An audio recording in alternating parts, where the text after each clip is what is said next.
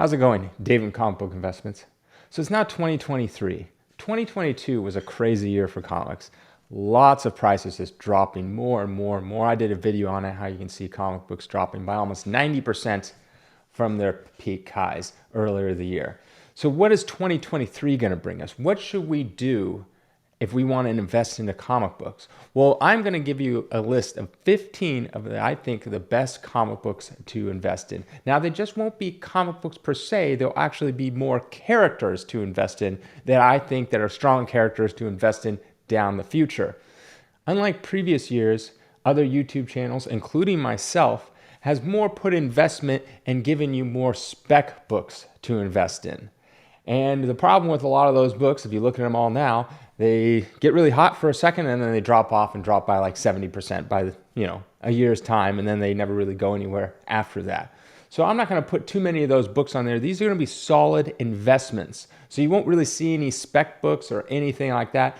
These will be investable characters that have certain books associated with them that I think will be good for long-term investment. What do I mean by long-term investment? I'm not going to put books on here that I think like, oh, it's going to be hot for the next 3-6 months and then it's going to drop off. No, these are going to be long-term. These are books for multiple years, 3, 5, 10 years down the line that I think if you bought these books now, I think by then they'll be way higher than they are now, and there is a good source of long-term investments. So let's get into it. Let's start off with number 15. At number 15, we got Blade. His first appearance was in Tomb of Dracula number 10.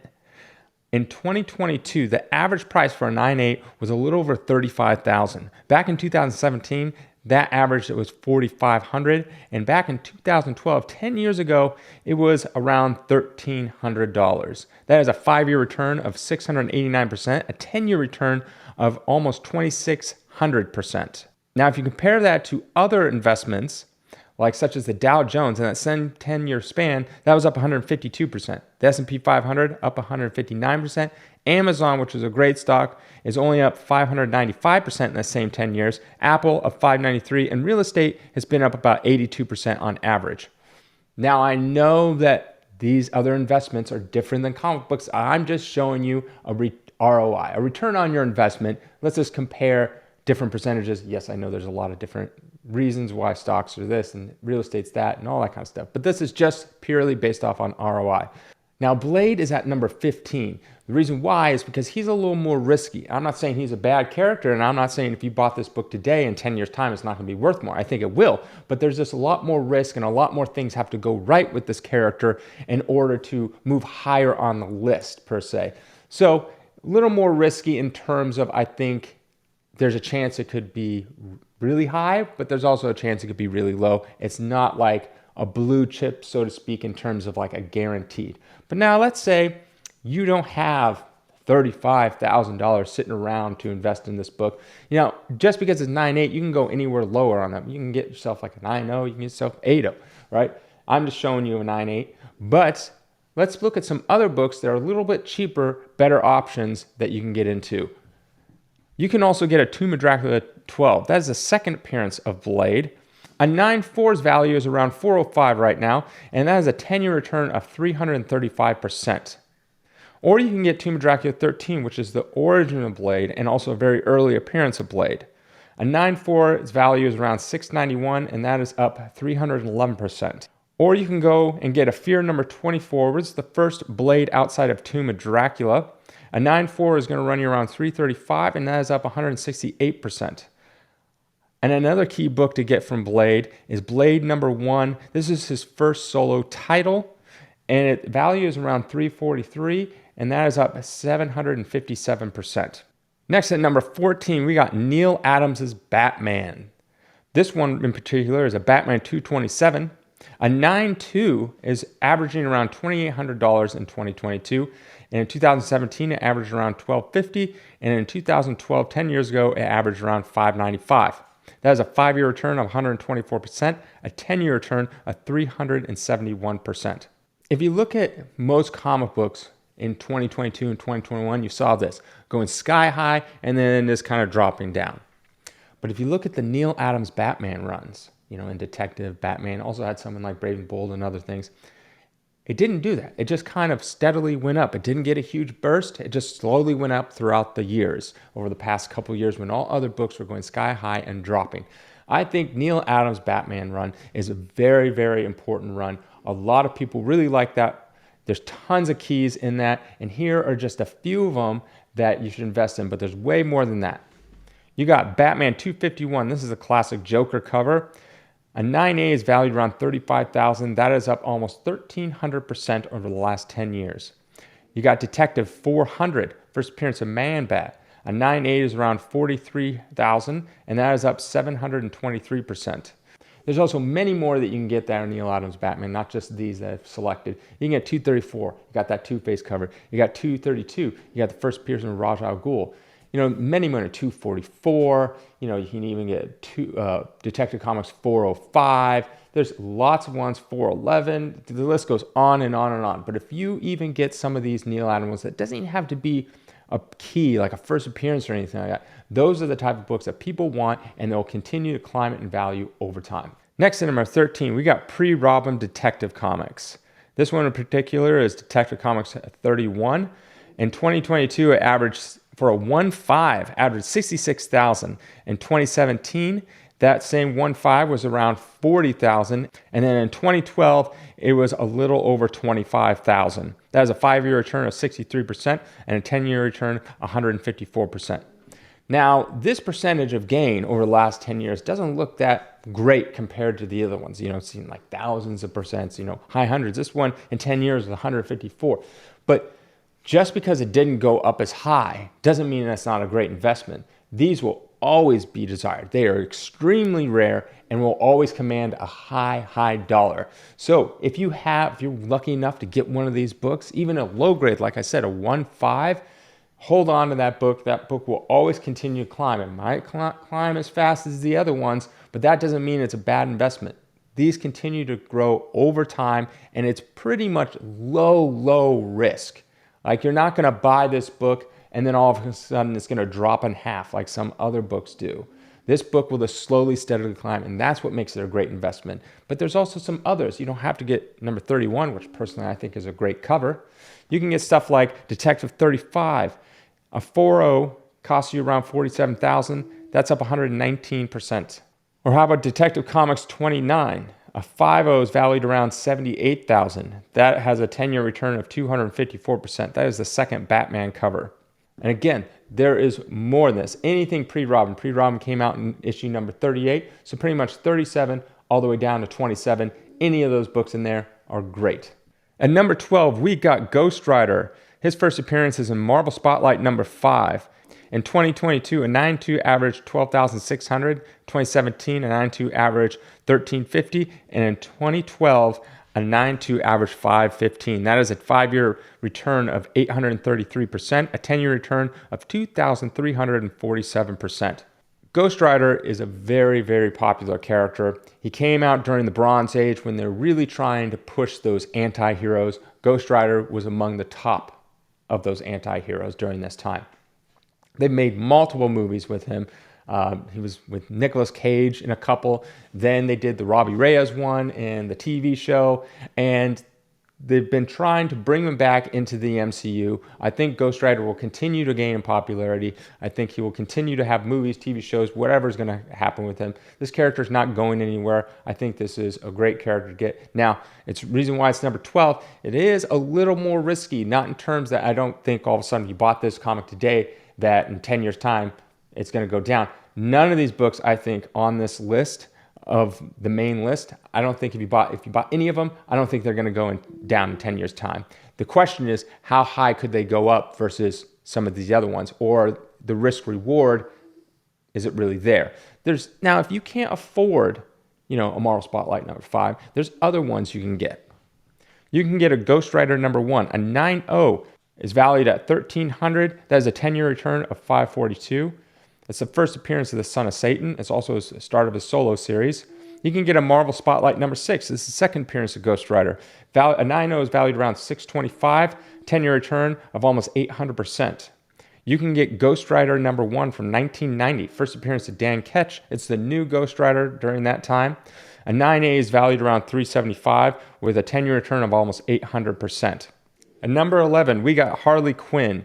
Her first appearance was in Batman Adventures number 12. In 2022, a 9.8 averaged $3,100. In 2017, a 9.8 averaged $1,400. And in 2012, a 9.8 averaged only $135. That is a 5-year return of 121% and a 10-year return of almost 2,200%. So obviously, Harley Quinn just got more and more popular as time went on. She has her own TV show right now. It's like a cartoon animated show, also multiple movies. She's not going anywhere. She became more and more popular as time goes on. I wouldn't worry about her. Just go to any Comic-Con and you'll see tons and tons of people dressed up as Harley Quinn. That shows right there that she has staying power. So maybe you can't afford a Batman Adventures 12. But well, here's some other books in your list. And again, you don't always have to go for these books in a 9.8 range. You can get them in 9.4, 9.0, 8.0, depending on the book. Next, we got Batman Mad Love. A 9.8 is going to run you about $585. That is up 383%. That is the second appearance of Harley Quinn. Batman Harley Quinn. A 9.8 is going to run you about $600. That is up 600%. It's the first appearance of Harley Quinn in the DC continuity. Or you can get a Harley Quinn number 1, her first solo series. A 9.8 is going to run you about $225, and that is up 603%. At number 10, we got The Punisher. His first appearance was Amazing Spider-Man 129. In 2022, a 9.4 averaged $7,100. In 2017, it was $2,500. And in 2012, a 9.4 was running about $1,225. That is a 5-year return of 180%, a 10-year return of 480%. If you look at any list of a top 10 Bronze Age comic, this comic will always be around the top 5. This is a great character, long-lasting. I mean, Dolph Lundgren played him in the movie called The Punisher back in the 80s. People love his character in multiple movies, multiple TV shows. He's not going anywhere anytime soon. But here's some other Punisher keys that you can get if you can't get yourself a 129. You can get Spider-Man 135. This is the second appearance of Punisher. A 9.4 is going to run you about $775. That's a 10-year return of 288%. Or you can get Giant Size Spider-Man number 4. This is the third appearance of the Punisher. A 9.4 is going to run you about $475 with a 10-year return of 171%. You can also get Punisher's first series. This was a limited series.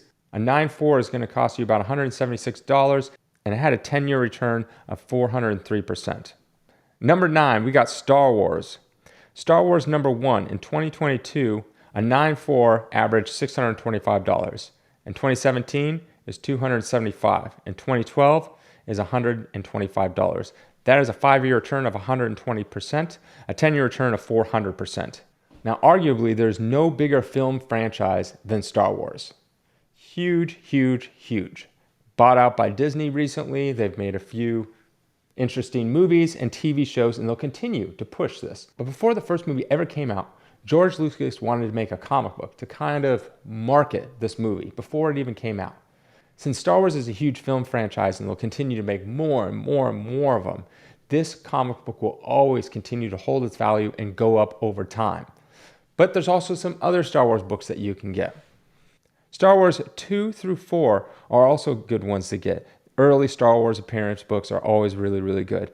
And also, there's the 35-cent variant. If you have enough money, a 9.4 runs you about almost $56,000. That has a 10-year return of 367%. There's also 35-cent variants of 2, 3, and 4. If you can get yourself a copy, get those. At number 8, we got Timely War covers. In this example, we have a USA Comics number 9. In 2022, a 5.5 was going to run you about almost $14,000. In 2017, it's down to $4,300. And in 2012, it was around $1,600. That is a 5-year return of 221%, a 10-year return of 746%. Before Marvel was called Marvel, they were called Atlas. And before they were called Atlas, they were called Timely. So basically, Timely and Marvel are the same. So you'll see the same characters like Captain America, Human Torch, Submariner, stuff like that.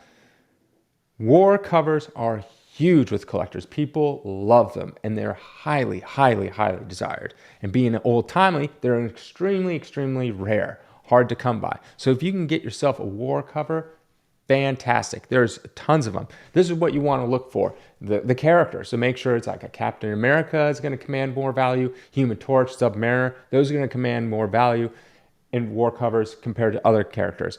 There's got to be something interesting going on. Do you have Hitler on the cover? Do you have Mussolini? Do you have anyone like a Nazi, Japanese? Those will always factor in to add more value. Also, is it a torture cover? People love when it's like a Nazi torture cover. It's like a ghoul hitting someone with some syringe or turning them into a monster or trying to chop off their head or who knows what they're trying to do. Those will always command more. So go with those. The more you have of those little key things, the higher the value of the book. Here's just a few more examples. You got Human Torch number 12. The Human Torch is grabbing this Japanese person's arm and burning it off. A 6.5 is going to run you about $16,000, has a 10-year return of 376%. Marvel Mystery Comics 46, classic Hitler cover, and they're torturing people. A 2.0 is going to run you about $6,700. That has a 10-year return of 134%. Captain America Comics number 4, a CGC 6.0 is going to run you about $6,600, 10-year return of 164%, and this is a classic torture and Nazi cover. At number 7, we got Venom. His first appearance was in Spider-Man 300. In 2022, a 9.8 is going to average about $4,700. In 2017, a 9.8 averages about $1,700. In 2012, it is $725. That is a 5-year return of 178%, a 10-year return of 552%. During the 90s, there's no bigger artist than Todd McFarlane. Now, this book was a little bit before the 90s, but still, Todd McFarlane's name was attached to it. Add that with the fact that Venom pretty much took over the 90s, this character is massive. Now, multiple movies, video games, all that stuff. This character is not going anywhere for a very, very, very long time, and it will continue to stay super, super popular. Here's some other key Venom books you can get. Amazing Spider-Man 252, the first appearance of the black costume, which later turned out to be a symbiote, which later then turned into be Venom. The CTC 9A is going to cost you about $1,550 and had a 10-year return of $761. Amazing Spider-Man 316, second full appearance of Venom. A CGC 9A is going to run you about $725 and had a 10-year return of almost 1,100%. Got Marvel Superhero Secret Wars number 8. This is the origin of the symbiote. A 9A is going to run you about $830 and it had a 10-year return of 661%. At number 6, we got the Teenage Mutant Ninja Turtles.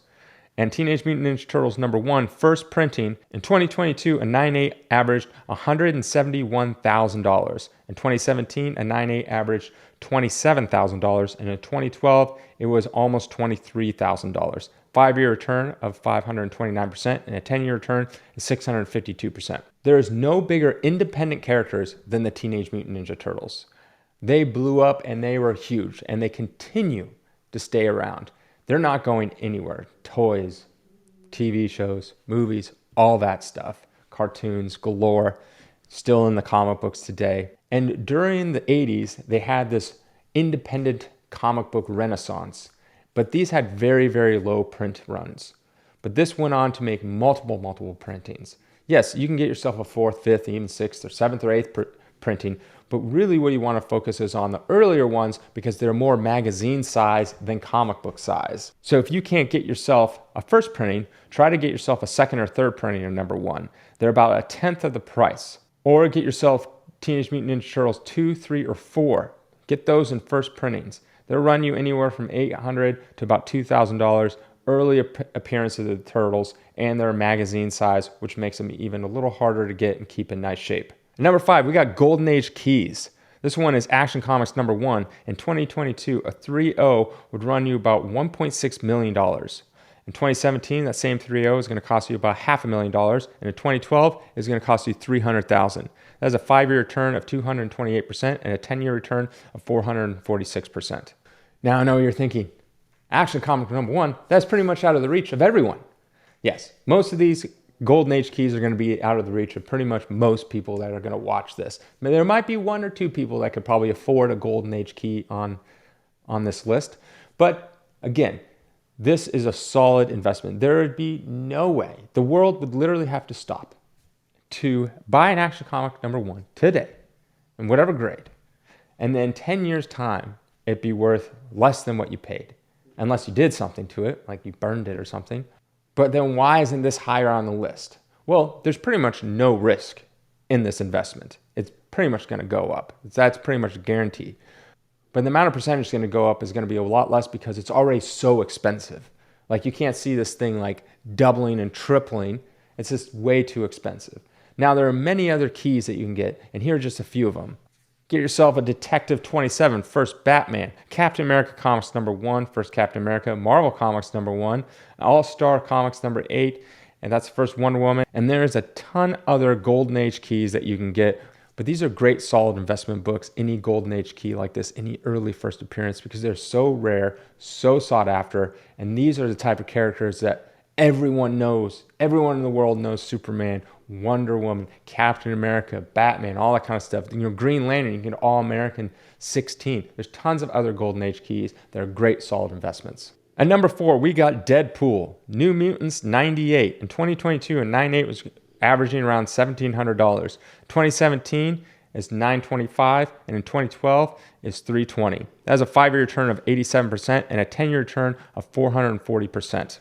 Now, Deadpool keeps on getting more and more popular, especially with the Ryan Reynolds movie franchise. This got getting bigger and bigger every movie that comes out.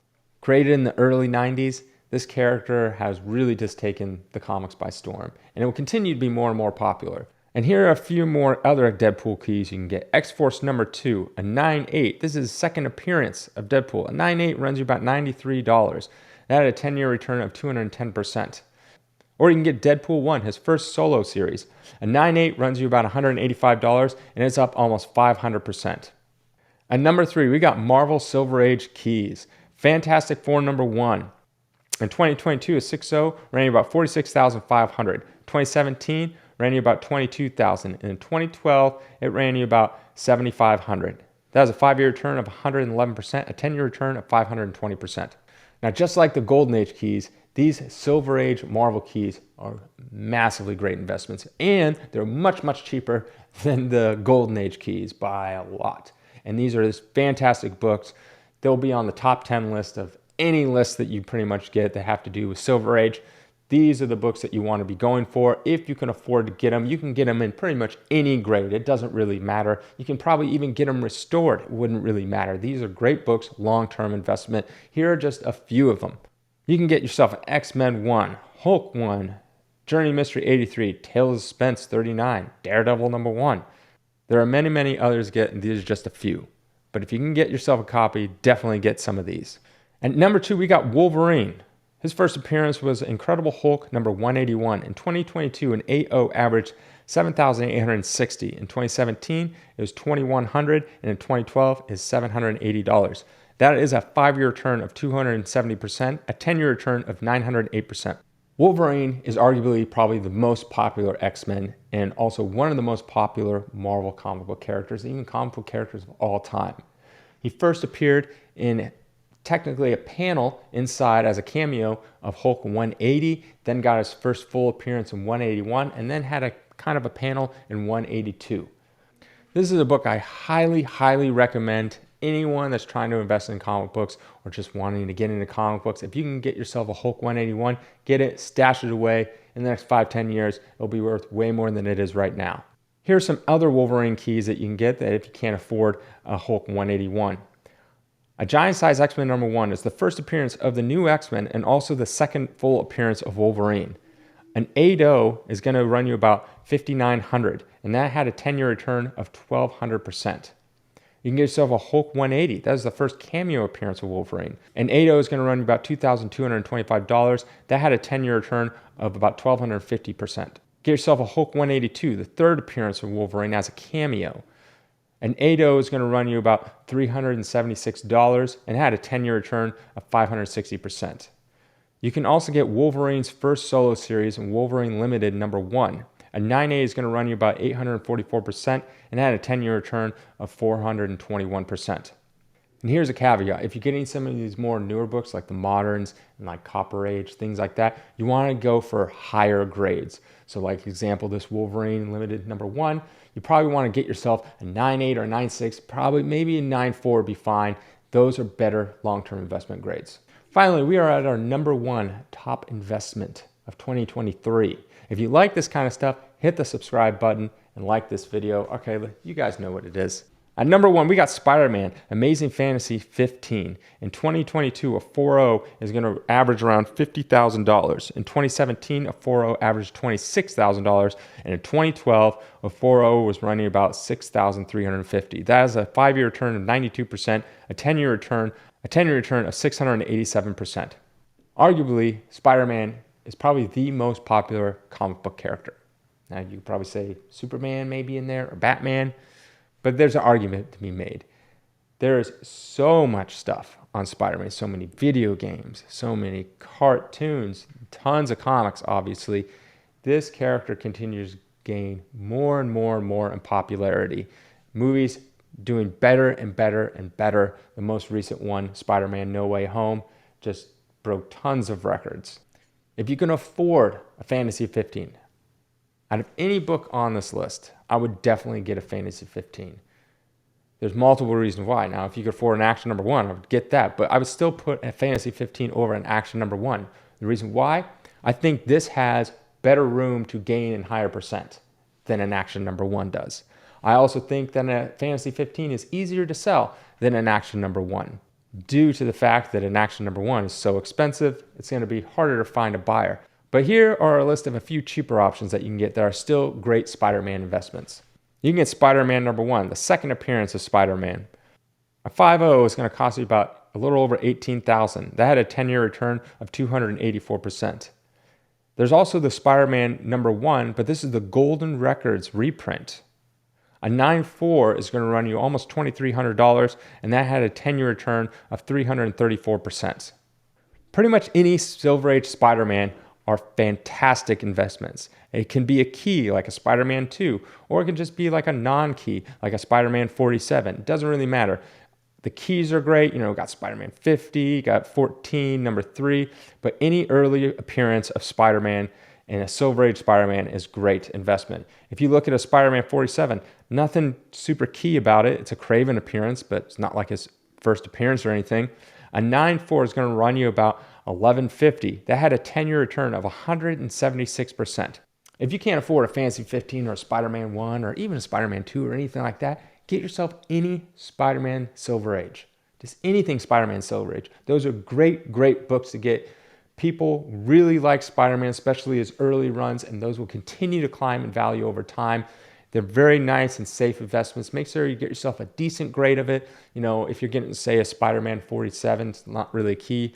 Getting a 2.0 is not really going to help you there. So get like a decent grade of that. Probably, somewhere around like the 8.0 range and above for non-key issues. Obviously, like a Spider-Man 50, you can go and get yourself like 2.0 or 3.0, and that's still good. That's a key issue. But the non-key issues, I'd stay around the 8.0 range and above. Obviously, if you get earlier issues, it's 16. It's kind of a key, not really. It's just an early Daredevil appearance. You probably want a little higher in a grade for that, but you don't have to get like an 8.0 for that. You can probably get yourself a 4.0 and be fine. So that will be it for this video. I hope you liked it. I hope you learned something from it. Let me know what you think in the comments below, and have a great beginning of the year.